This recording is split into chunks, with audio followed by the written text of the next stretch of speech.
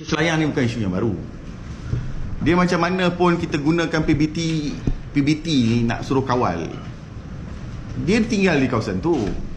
Nak halang dia daripada meniaga di kaki lima yang ada semua ni. Berapa lama kita boleh halang dia? Kita halang 7 hari, dia tunggu habis 7 hari dia masuk balik. Adakah kita nak letak patrolling MPJ ni 24 hours? Sudah tentu agak sukar. Saya setuju dengan kita nak buat camp, tapi saya lebih suka kalau kita lakukan sesuatu bukan hanya bagi training. Sebab training ni pada waktu tu mana nak cari dia punya pendapatan, cari makan dia ni. Saya suka kalau kita lakukan satu penempatan semula, dan penempatan semula warga Rohingya ni adalah penempatan semula di kawasan-kawasan yang berpotensi untuk mereka mendapat pendapatan. Contoh,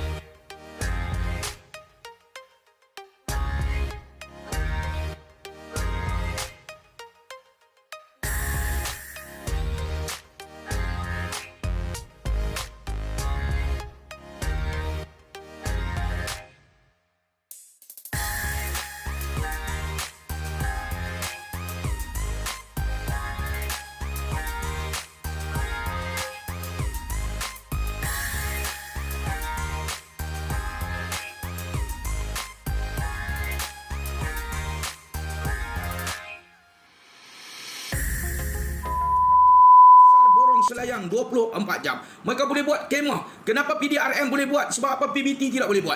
Ini melibatkan masalah bagi rakyat, kepentingan bagi rakyat. Seolah-olah NGO ini mengatakan bahawa mustahil untuk jaga sepanjang masa dekat MPS ataupun DBKL. Kita nak bagi tahu, perkara ini bukan mustahil. Kita ada kuasa, kita ada semua kuasa, kita ada semua agensi-agensi di bawah PBT. Kita boleh mainkan peranan. NGO boleh turun memberi bantuan. NGO boleh bagi sokongan, boleh bagi support kepada PBT untuk sama-sama kita prihatin dan untuk kita membasmi, membentras pelarian-pelarian Rohingya yang sekarang bukan setakat Rohingya, melibatkan pelarian dan juga pendatang-pendatang haram yang ada di Pasar Borong ini sedang memonopoli ekonomi masyarakat setempat di Pasar Borong Selayang ini. Sebab apa saya tumpukan Selayang? Sebab NGO ini petik keluar nama Pasar Borong Selayang.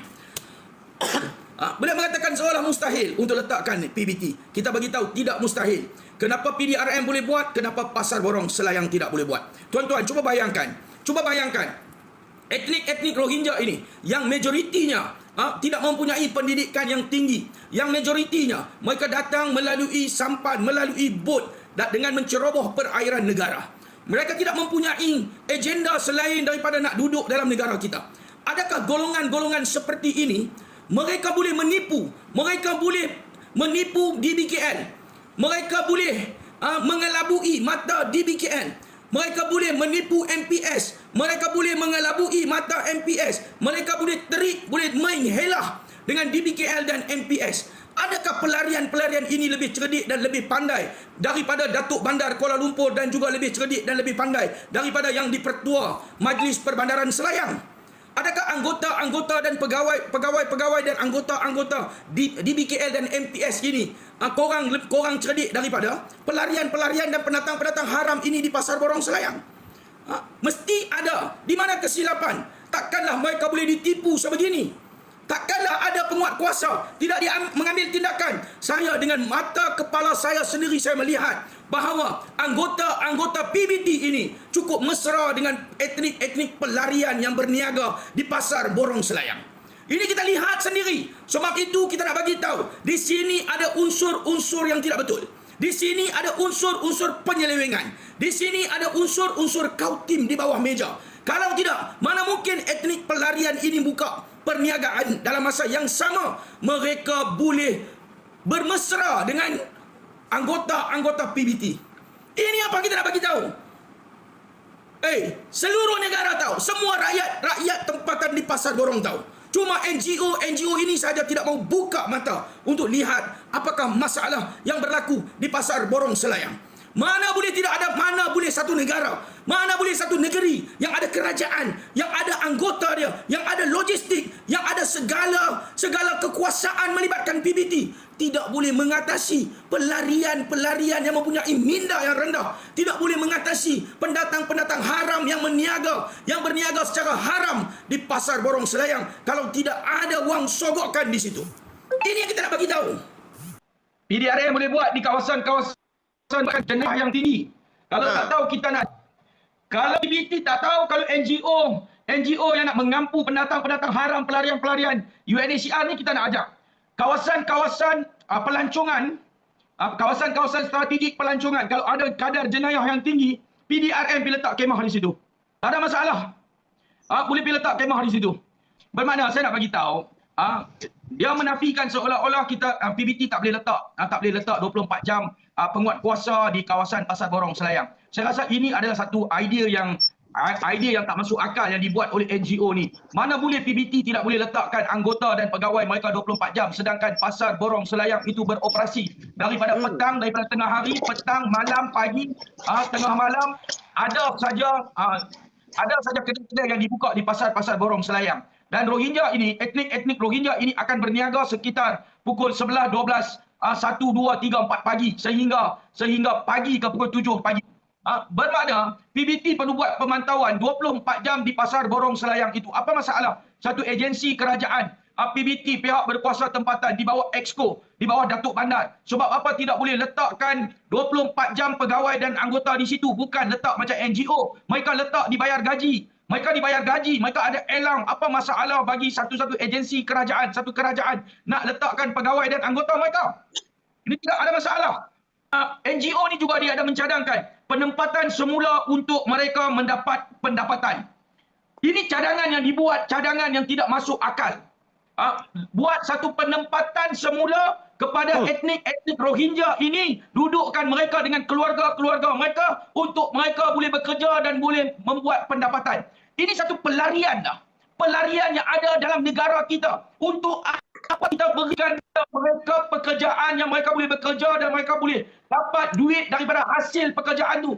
Sedangkan pelarian ini, status pelarian perlu berada dalam kem tahanan. Betul. Kalau mereka bekerja, ada pendapatan, boleh sewa rumah, boleh duduk, boleh hidup macam mana warga-warga yang calling masuk ataupun boleh hidup sebagai rakyat kita, tidak ada perbezaan antara pelarian pekerja asing. Jadi ini kita tidak boleh terima.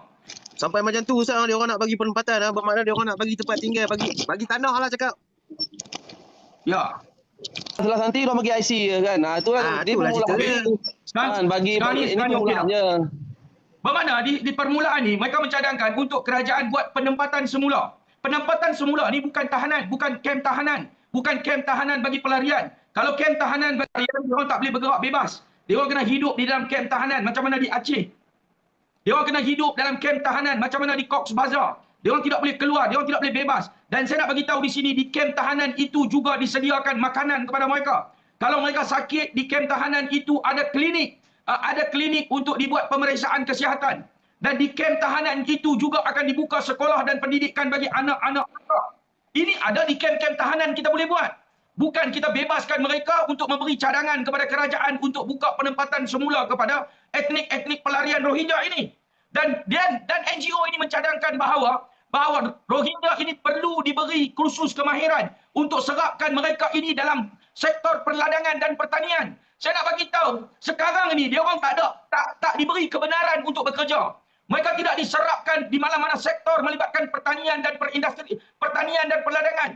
Mereka sekarang ini tidak diiktiraf untuk bekerja oleh kerajaan. pun mereka menjadi ancaman kepada rakyat kita melibatkan perniagaan yang mereka monopoli. Mereka menjadi ancaman dalam perkampungan-perkampungan rakyat. Mereka bawa kenderaan, bawa motosikal, mereka duduk, mereka bergerak dengan bebas. Ini mereka di dalam keadaan memegang kad UNHCR yang tidak dapat pengiktirafan untuk bekerja. Cuba bayangkan, kalau kita bagi kebenaran, bagi kemahiran, mereka boleh bekerja, mereka ada pendapatan, mereka duduk dalam negara kita. Anak-anak mereka kita berikan persekolahan. Akhirnya apa akan berlaku? Apa akan berlaku? Mereka akan tuntut negara. Mereka akan tuntut warga negara. Ini yang berlaku dan akhirnya Malaysia tidak boleh terlepas daripada dipertanggungjawabkan kepada etnik-etnik Rohingya ini. Ini yang berlaku, saya nak bagi tahu. Walaupun pendatang-pendatang asing, pelarian-pelarian, pekerja-pekerja asing ini boleh bekerja dalam sektor 3D sahaja. Dalam sektor 3D, dirty, difficult dan dangerous.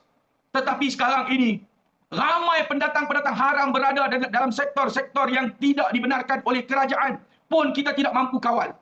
Ini bayangkan idea yang dibawa mai sekarang ini kalau kerajaan mengikut idea ini, memberikan kebenaran kepada etnik-etnik Rohingya ini. Apa yang akan berlaku dalam negara kita dalam jangka masa 10 ke 20 tahun akan datang? Akan jahanam saya